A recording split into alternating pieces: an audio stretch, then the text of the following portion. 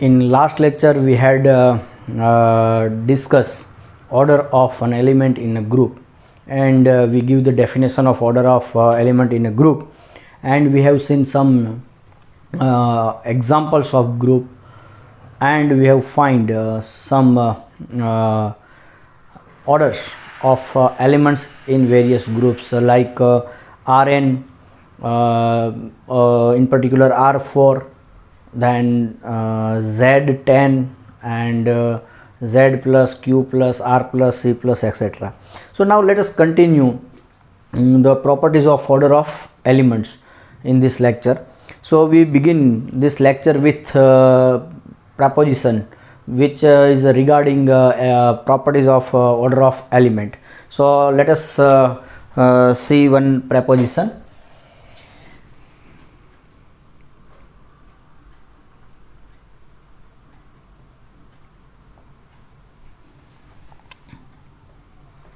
Let G be a group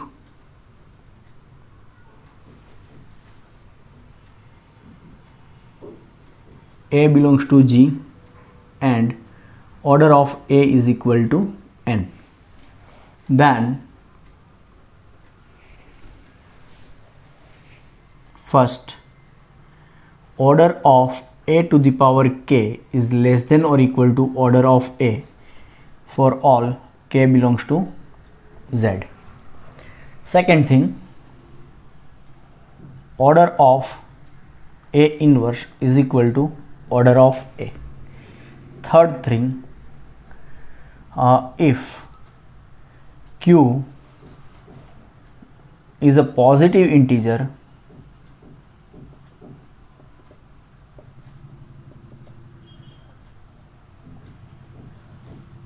such that GCD of Q and N is equal to 1, then order of A to the power Q is same as order of A. So this is third property, and let us see, consider one more property, fourth property, that order of BA B inverse is same as order of A for all B belongs to G. And let us see its proof one by one. Okay, so before going into the proof, let us first of all see what is the given in the hypothesis and what we want to prove. Here we have given G be a group and A belongs to G. Means G is any arbitrary group. It may be finite, infinite, abelian, non-abelian. There is no any condition on G. And one element A is given, and that A was arbitrary, and order of element is given to be n. So now first property says that order of A raised to k is less than or equal to order of A. So before going to prove this, let us understand what exactly that it want to say. See, it says that suppose order of A is say 7, then you consider A to the power any k belongs to Z. So you consider any power of A. So let me consider A raised to 12. So A is an element of group, so A raised to 12 will be also element of group. So I can talk about the order of A raised to 12, but this result says me that order of A raised to 12 will be less than or equal to order of A. Forget about this 12. It will be less than or equal to order of A, and order of A is what? It is given to be 7 here. So order of A is 7, then order of A raised to 12 will be less than or equal to 7. Exactly it is what, that's we don't know, but it will be less than or equal to 7.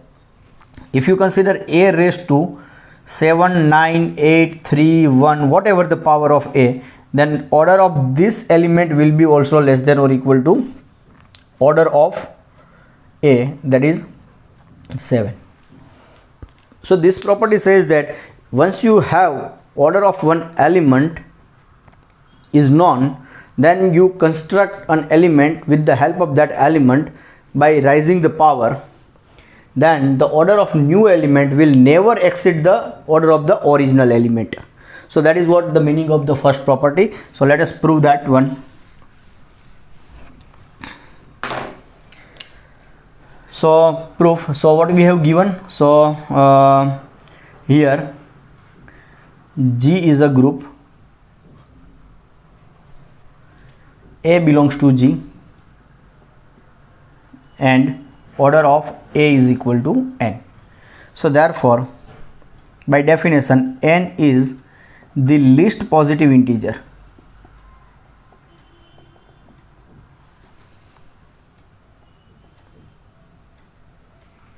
Such that A to the power n is identity. So let me say this is result number 1. So now let us prove first thing. So first one,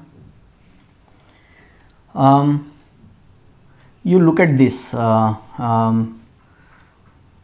raised to k to the power n. You observe this thing, A raised to k to the power n. Then what I have, it is what, A raised to kn, but this is what, A raised to n raised to k. I can interchange. So A raised to n is what? It is identity, because A raised to n is identity by 1. So it is E raised to k, and identity raised to k is identity. So what I have proved, so A raised to k to the power n is identity. So order of A to the power k, this element, see, A raised to k to the power n is identity. So order of this A raised to k will never exceed n. So it is what, it is less than or equal to n. But what is n? N is order of A. So therefore what I have proved, order of A to the power k is less than or equal to order of A. So my first property is proved. Now what say second? Second says that if you know the order of element, then order of its inverse is also same. That is, order of A and its inverse are same. So let us prove second one. So let order of A inverse is equal to m. We don't know what is order of A inverse. So let me say it is order of A inverse is m. Okay. Now you observe it, A raised to minus 1, that is A inverse to the power n, then it will be A raised to n to the power minus 1. But A to the power n is what? Identity by 1. So this is what? E inverse. But identity inverse is identity. So therefore what can I say? Order of A inverse will never exceed n. So it is less than or equal to n, because A inverse raised to n is identity. So order of A inverse will never exceed this power n. So therefore order of A inverse is what? It is m. So m is less than or equal to n. So from here I have two possibilities. Either m is strictly less than n or m equal to n. See, if I prove m equal to n, then what is m? M is order of A inverse and n is order of A. So m equal to n, so order of A inverse is equal to order of A, and we are done. So in order to prove the second portion, second property, we need to prove that m equal to n. So from here we have two possibilities. So we have to prove that the strictly inequality is not possible. So to prove this, so let us prove that thing by contradiction. So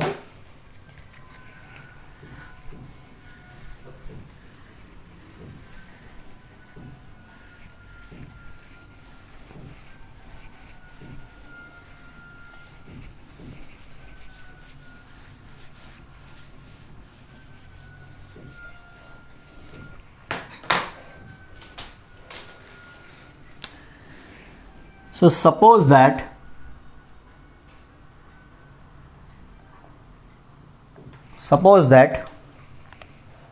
m is strictly less than n. Suppose m is strictly less than n. Then you look at here. Okay. Then now order of A inverse is equal to m. So therefore A raised to minus 1 raised to m, it is identity. So it gives me what? A raised to m to the power minus 1 is also identity. Now you take inverse on both the sides. So A raised to m is equal to E inverse. Here inverse will be A raised to m and E inverse. So therefore A raised to m is identity. But this is something wrong. Why it is wrong? See, this is contradiction. Why? Because m is what? M is smaller than n, and A raised to m is identity. But order of A is what? N. So n is the smallest positive integer such that A raised to n is identity. So which is a contradiction.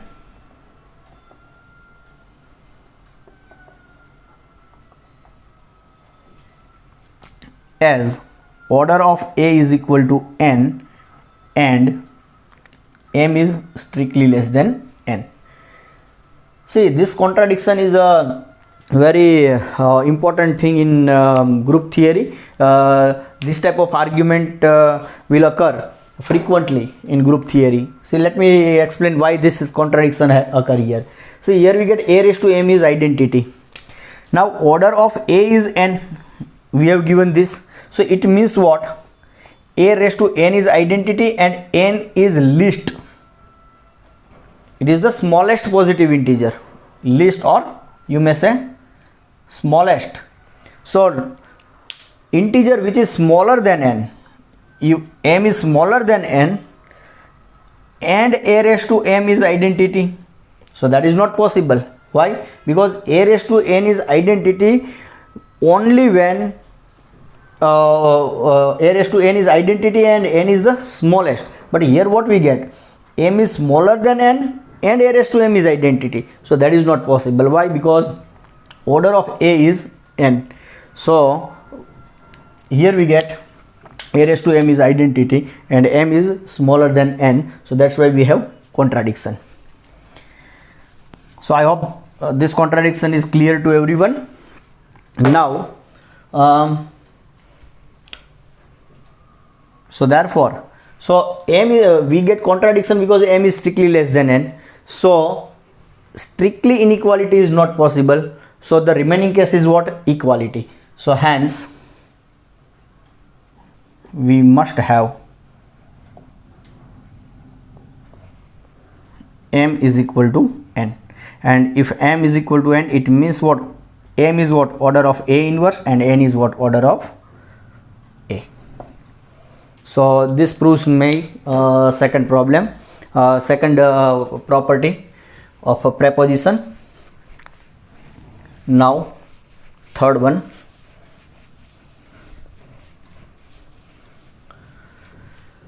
In third one, q is positive integer such that GCD of q and n is 1. Okay, so let me recall one result of number theory. So a result from number theory.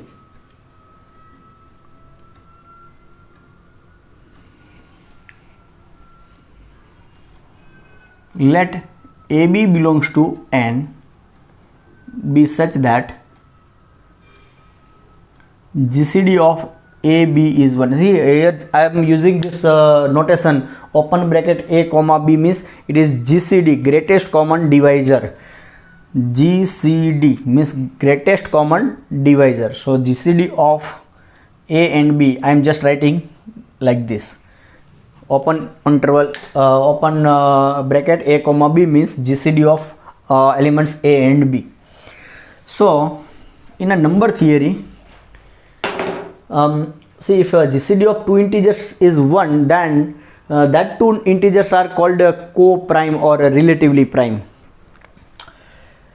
So if GCD is 1, then there exists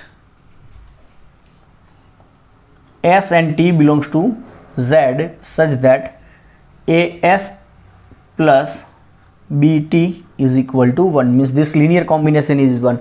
You will have two integers in Z, so that you multiply S with first integer and T with second integer and take its addition, means this linear combination, it is equal to 1, means it is equal to GCD. So we have this one result in number theory. So let me give one example. See, we know that GCD of 3 and 10 is 1. So you can consider 3 into minus 3 and 10 into plus 1. So its addition will be what? Minus 9 plus 10, that is plus 1. So here your S is minus 3 and T is equal to 1. So these two elements will be in Z. So here I have just give you one example to illustrate this result, but you can prove this, and that is a part of number theory. I am not going to prove this result here, but I will just use this result to prove the third part of the proposition. So let us prove.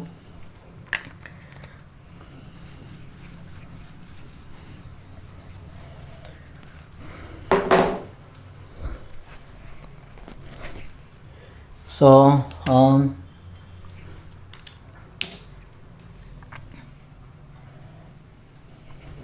right from here. So given that third portion, let Q be a positive integer such that GCD of Q and N is equal to 1. Therefore there exists some S and T belongs to Z such that this Q into S plus N into T is equal to 1. I have just applied this argument or this result. So now what happened, let us see.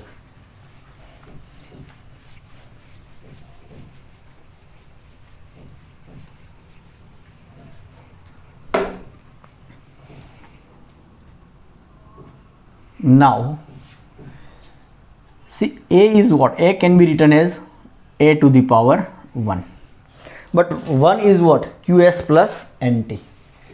So this is what? QS plus NT, but this can be written as A to the power QS into A to the power NT. So this can be written as A to the power Q to the power S into A to the power NT. But order of A is N, so A raised to N is identity. So this is what? A raised to Q to the power S into identity raised to T, because A raised to N is identity, result number 1. So it is A to the power Q to the power S, because E to the power T is again identity, and identity into A to the power Q raised to S is A raised to Q to the power S. So what I get? So A equal to this. So therefore these two elements are equal, so its order is also equal. So order of A and order of these two will be equal. Okay, so now you apply the first part of the proposition. You say this is A to the power Q is one element. See, for a moment you say this is my one element, say it is B. So order of B raised to S will be less than or equal to order of B, and my B is what? A to the power Q. So this is by part 1 of the proposition. Again you apply the part 1, then order of a to the power q will be less than or equal to order of a. So again by part 1. So what I have, this thing. So now this number order of a raised to q is bigger than order of a, and it is also smaller than the same number order of a. So what I have, so therefore this order of a is less than or equal to order of a to the power q less than or equal to order of a. So this number is a sandwich between these two numbers, this same number order of a. So therefore order of a to the power q must be is equal to order of a.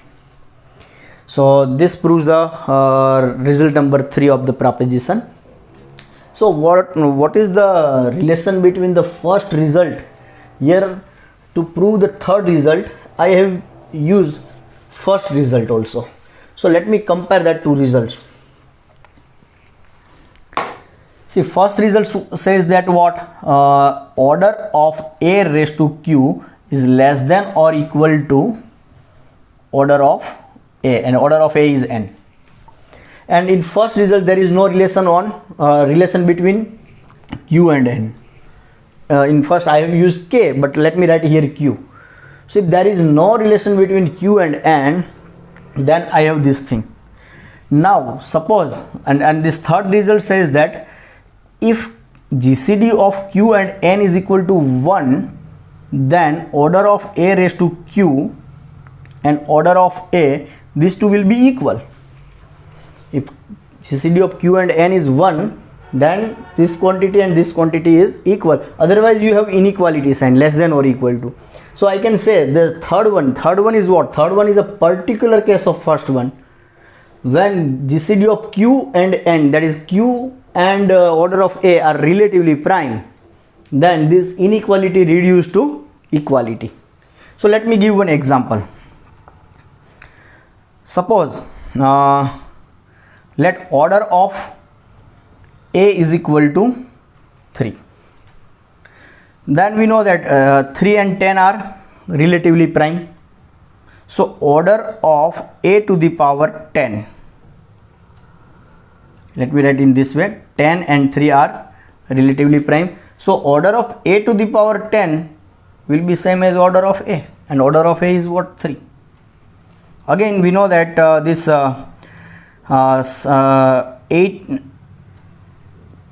13 and 3 is also relatively prime. So order of a raised to 13 and order of a will be same, and it will be 3. So yeah, if suppose what can I say about order of a raised to 24? So order of a raised to 24 will be less than or equal to order of a. I can't say that it is equal to, because 24 and 3, its GCD is 3, it is not 1. So I can't say that a raised to 24, order of a raised to 24 is less than or equal, it is equal to what? So this is what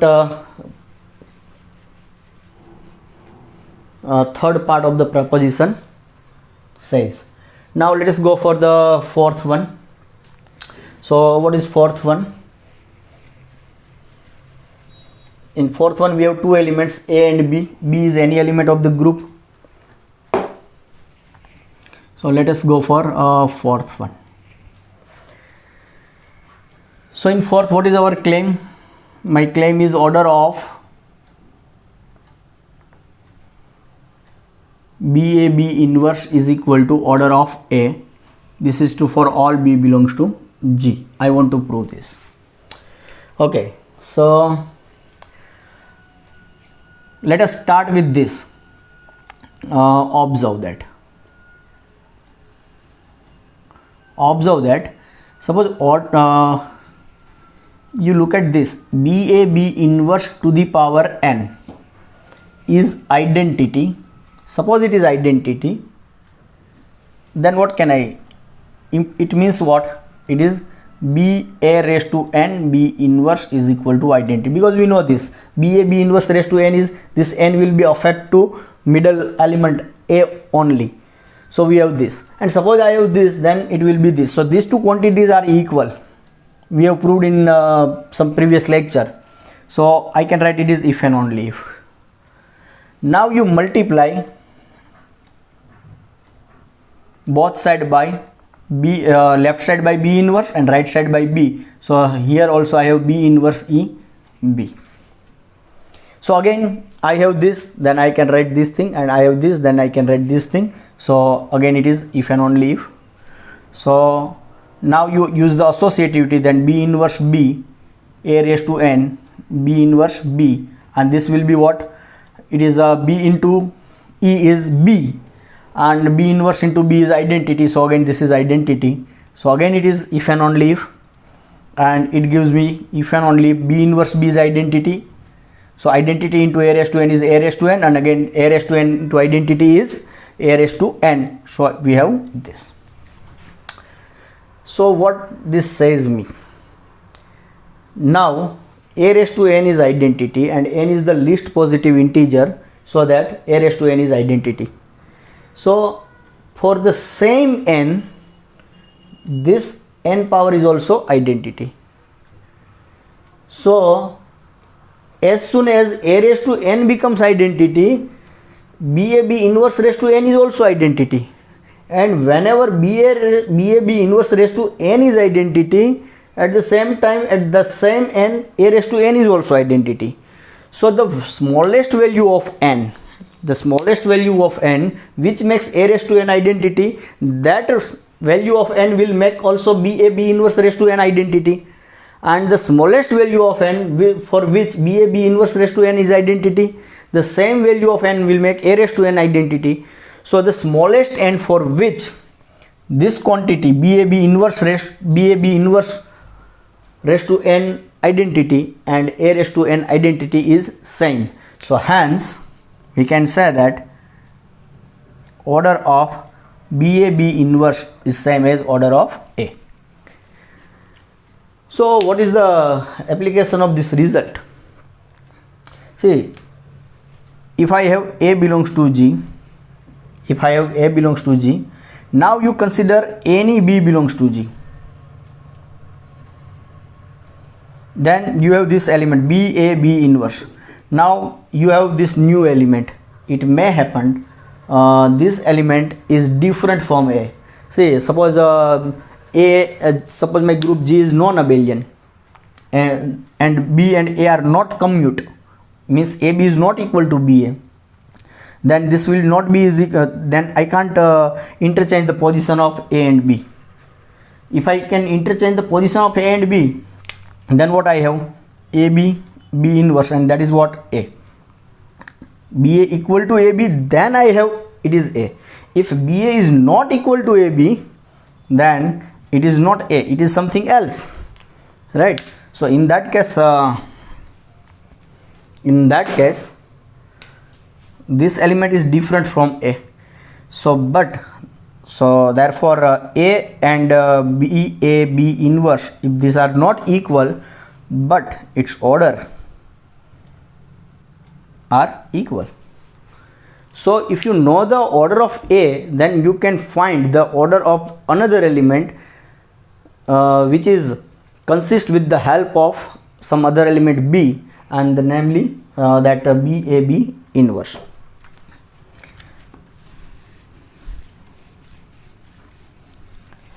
So see, let me give one more example.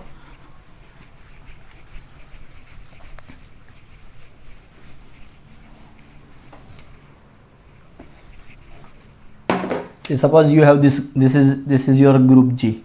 Now you consider this element is A. Now you know the order of A is say 6. Now you consider say some B1, and you consider B1A B1 inverse. Now you consider say B2, then you consider B2A B2 inverse. Now you consider B3 B3A B3 inverse, and so on. So you consider this type of element with the help of some other elements of the group. Then what we have? So order of this element. So B1A B1 inverse may be some another element, B1A B1 inverse, B2A B2 inverse will be another element, B3A B3 inverse will be some other element. So in that case, so order of all this element will be also, it is same as order of A, that is 6. So if you know the order of one element, then you can have information about the other element also. So that is the beauty of this result. Order of B inverse is equal to order of A, where B is any element of G. So this is what 4 properties of regarding order of the element. Now let us consider one more result in terms of example.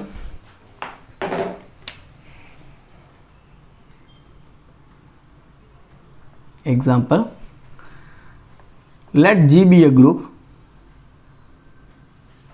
and you consider 2 elements in G, then order of AB is same as order of B. Here G is a group, maybe finite, infinite, abelian, non-abelian, doesn't matter. There is no restriction on the group. And if you have 2 elements A and B in G, then this result says that you look at AB and BA. See, if group is not abelian, then it is not guaranteed that AB is equal to BA. AB and BA may be different elements. But this result says that though AB and BA are different or same, whatever, but its order will be same. If AB and BA are same, then obviously its order is same. But if AB and BA are different, in that case also its order will be same. So that is one information about the order. So let us prove. So solution. So let G be a group and you take 2 elements in G. Now we know that order of x, let me use this y inverse is equal to order of x for all xy belongs to G. We have just proved in terms of AB. So let me write in terms of x and y. So this result is true for any xy in G. Order of yx, y inverse and order of x will be same. So let me say it is 1. So in particular, you take x is equal to AB and y is equal to B in 1. In this result 1. So what we get? We get order of yx, y inverse is equal to order of x.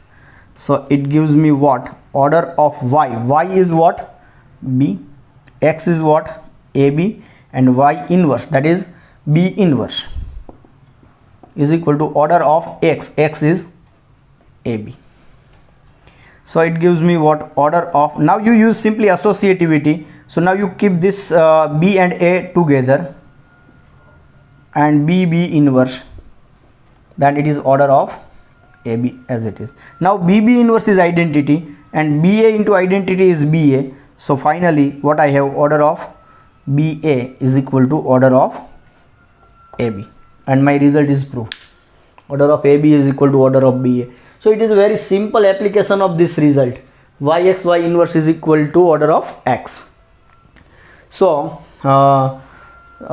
this is what one more property of order of the element. Now if you can see if G is abelian, then AB and BA are same. So order is obviously equal in case of abelian, but if G is non-abelian, then also we have this thing. Okay, now let us see one more property.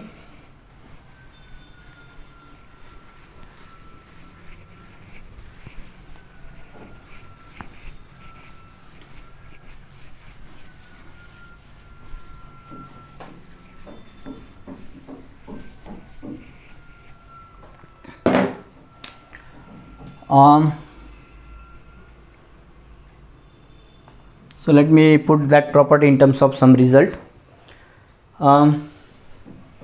Let G be a group and G be a group, A belongs to G, and order of A is equal to n. Then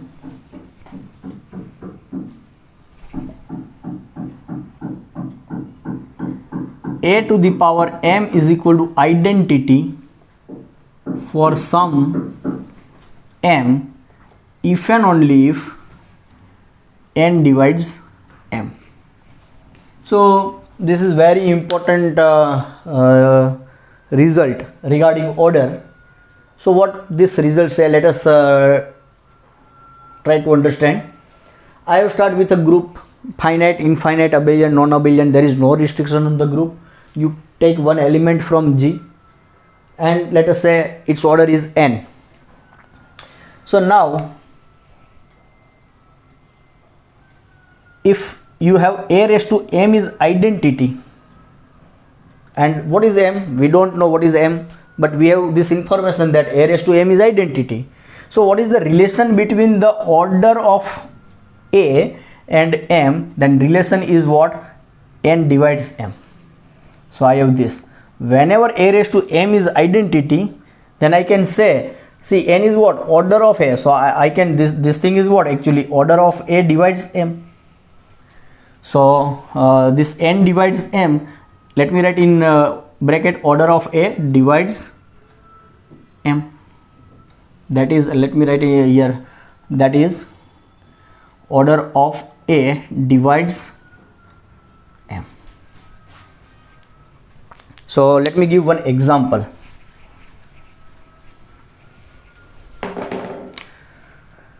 Let order of A is equal to 6, suppose, and A belongs to element of group. Now suppose I have this information, A raised to m is identity. Somehow I have this information that A raised to m is identity, and I have no information about m, but this result says that it means what? This 6 will divide m. It means what? M will be of the form 6k. So m will be the multiple of 6 only. So it means what? If order of A is 6, then you can see here 15 is not multiple of 6. So A raised to 15 will never be identity. A raised to 15 will never be identity. Suppose A raised to 15 is identity, then by this result this 6 must divide 15, but 6 does not divide 15. So A raised to 15 is not identity. So with the help of contrapositive we can conclude that if order of the element is n, then A to the power something is identity, then that something must be the multiple of the order. And the converse is also true. Suppose order divides something, means something is a multiple of order, then A to the power that thing will gives you identity. So that is also true, because this result is if and only if. So let us prove this result.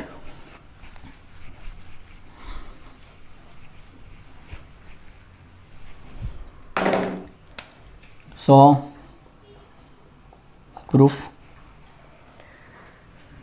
So let G be a group, A belongs to G, and order of A is equal to n. So therefore n is the least positive integer such that A raised to n is identity. Say result number 1. So by definition of order of the element, order of A is n, so n will be what? It will be a least positive integer, so that A raised to n is identity. Now Let us go in this way. First we prove this one. So suppose that a raised to m is equal to identity for some m. Suppose we assume this. Now we will prove that this n divides m. See, now n is what? N is order of a, and a raised to m is identity. So n will be the smaller than m. So n will be what? It is smaller than m or maybe equal to. M will not be smaller. Suppose m is smaller than n. Suppose we have this situation. If I have this situation, then n will not be the order, but n is order. So n is the least positive integer such that a raised to n is identity, and here a raised to m is identity. So I can conclude that m will be the larger than n or it may be equal to n. So I have this situation. So in short, n is smaller and m is larger. So whenever I have two integers, then I can always talk about its division. So let me consider division of m by n. So I have some quotient, some process and some remainder. So by division algorithm, what I have? So therefore first of all, n is less than or equal to m. So therefore by division algorithm,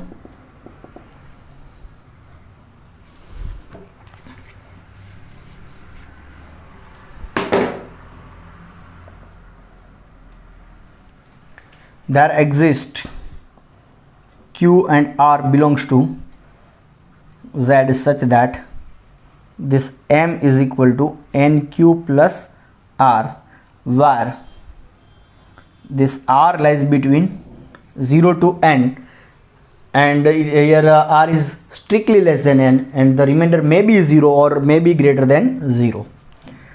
See, now in order to prove that n divides m, suppose I prove that r is 0, then we are done. See, if suppose r is 0, then I have what I have?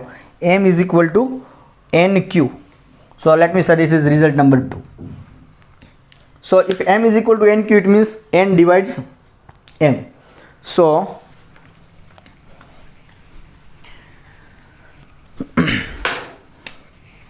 how we prove that m is 0? So suppose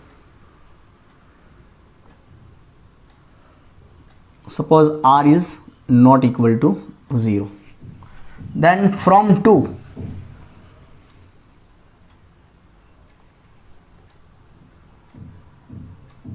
from result number 2, what I have? A to the power m is equal to a to the power nq plus r, but it can be written as nq into a to the power r, that is a raised to n to the power q into a raised to r. But a raised to n is what? A raised to n is identity. So it is identity raised to q raised to r, because a raised to n is identity. So identity raised to q will be identity, and it will gives me a to the power r, and a raised to m is already, by our assumption, it is identity. So what I have? I have this is identity is equal to this thing. So therefore a to the power is r is equal to identity. So again it is what? It is some contradiction, because r is what? R is smaller than n, strictly less than n, that is smaller than order of a, and it makes identity. So which is a contradiction.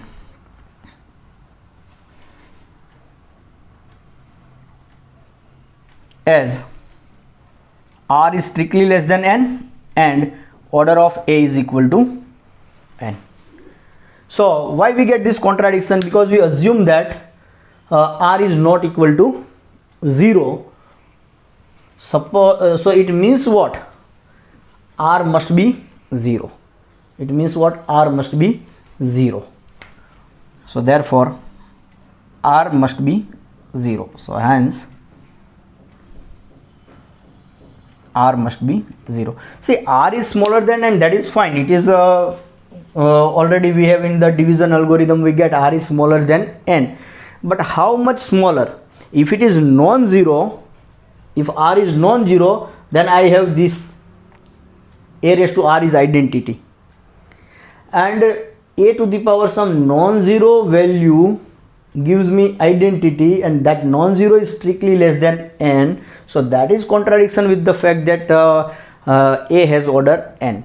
So identity I get only in the case when r is 0.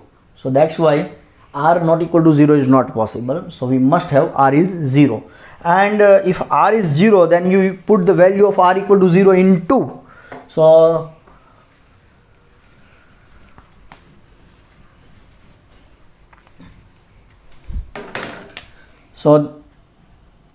thus from 2 m will be nq, and m is nq, it means what? N divides m, or it means what? Order of a divides m. Now conversely, so converse part is simple.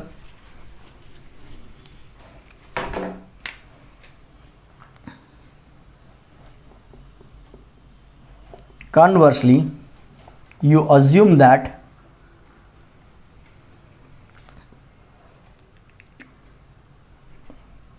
n divides m. So it means what? M will be nk for some k. So it means what? A to the power m is a to the power nk, but a to the power nk is what? A to the power n to the power k. Now order of a is n, it is given, so it is a to the power k, and e to the power k is what? E. So what we have proved? A to the power m is equal to identity. So if n divides m, then a to the power m is identity. So this completes my result, proof of the result in both the way. So let me recall one previous result. In fact, that is not a result, but we have put that thing in terms of remark that. So let me recall that, and let us put this thing together. So this is my observation. See, let A belongs to G. G is a group, and suppose I have A to the power m is equal to identity. So it implies I have two things. First thing is what? Order of A is less than or equal to m. First thing, order of A is less than or equal to 1. This is first thing. Let me write here, because A to the power m is identity, so order of A will never exceed this m. And the second thing, whatever the m, but that m will be divisible by order of A. So immediately I have these two things. So whenever in group theory we come across A raised to m is identity, then we should have these two observations. Order of A will be smaller than this power, and order of this element will divide the indices of A. So that is one observation which is very helpful in group theory. Now let us see one more thing.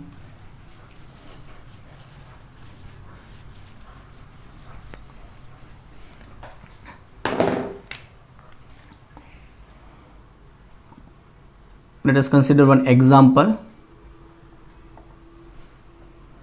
Let G be a group, or let me write directly G is a group. Let A belongs to G of order n, where n is strictly greater than 1. N is not 1.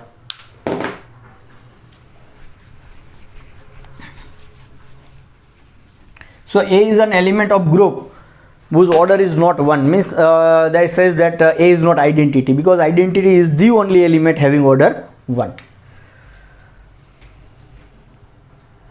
If A is the only element of order n, then n must be 2. So this is what we want to prove. See what this result says. You take one element from G, and suppose I have its order is n, and n is not 1, that is A is not identity element, and suppose I have this thing, A is the only element of order n. A is the only, means there is no other element in group whose order is n. A is the only one element of order n. Then the value of n, means order of A must be 2. Then n must be 2, means the order of that element which is only single element of order n, that value of n must be 2. So let us give its solution.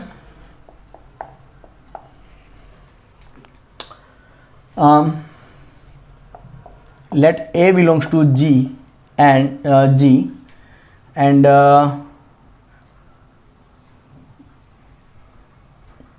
G of order n, where n is greater than 1. So therefore order of A is equal to n, and it is greater than 1. Suppose that A is the only element of order n. So we assume this. There is no other element in group whose order is n. So now we know that in the first proposition, property number 2, in a group, the order of element and its inverse is always same. So now we know that order of A and order of A inverse are equal. So but A is the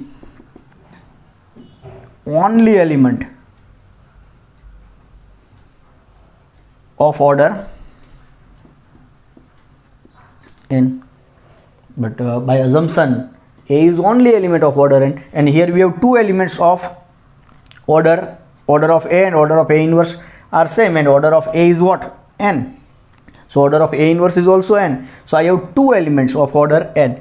But by assumption I have only A is the only element. So it means what? A inverse must be A. So therefore, this A and A inverse must be equal. So it gives me what? You multiply both sides by A. So here A into A is A square, and A into A inverse is identity. So it gives me what? Therefore order of A will be less than or equal to 2.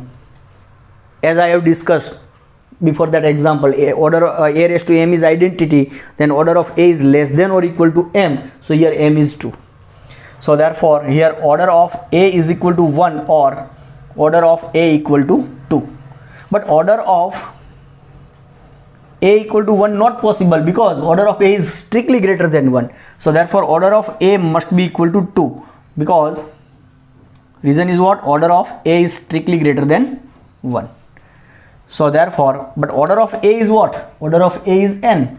So this n must be 2. So this result proves. Okay, so this is a very nice informative result. It says that if you have any group, finite, infinite, abelian, non-abelian, there is no restriction on the group. And if you have only one element of a particular order, then that order must be 2. So if you have a group and suppose you have an element and its order is 5, then it is not happened that in that group that element is the only element of order 5. You must have some another element whose order is 5, because if A is the only element of order 5, then 5 must be 2 according to this result, but 5 is not 2, right? So you consider any order other than 1 and 2, then number of element of that orders not unique. They are always more than 2 or more than 2. For 1, obviously it is always unique, because identity is the only element of order 1. So in any group, number of element of order 1 is always unique. And in any group, number of element of order 2 may be unique, may be infinite. Maybe okay, we will get infinite also, or maybe more than 1. But if it is only one element, then either it is of order 1 or of order 2. See, let me give one or two examples of a group in which I have only one element of order 2.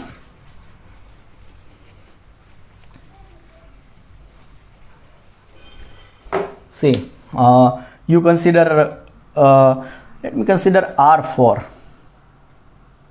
not R4, but let me consider Z6. So in Z6 you will find 3 belongs to Z6 and order of 3 will be 2, and 3 is the only element of order 2. In Z10 you consider 5, then order of 5 will be 2. In particular, in general, in Z2n you consider n belongs to Z2n and order of n will be 2, and these are the only elements in particular groups having order 2.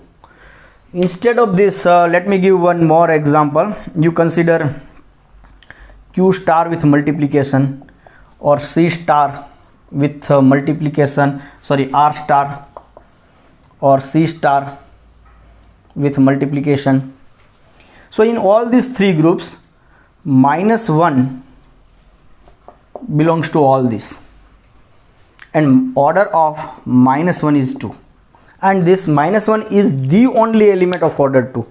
There is no other element in this group having order 2 other than -1. So these are what some examples which illustrate this problem.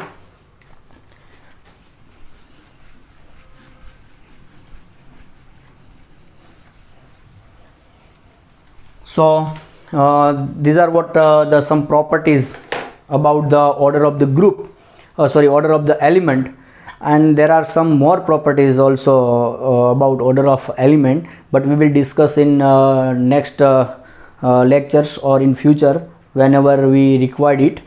So we stop this lecture here. So in this lecture we have considered some properties of order of the group, order of the element in a group, and in next lecture we'll see some more property, one or two property of order of element, and then we discuss some other properties of group, and we will move further in the group theory. So thank you. We stop this lecture here. Thank you.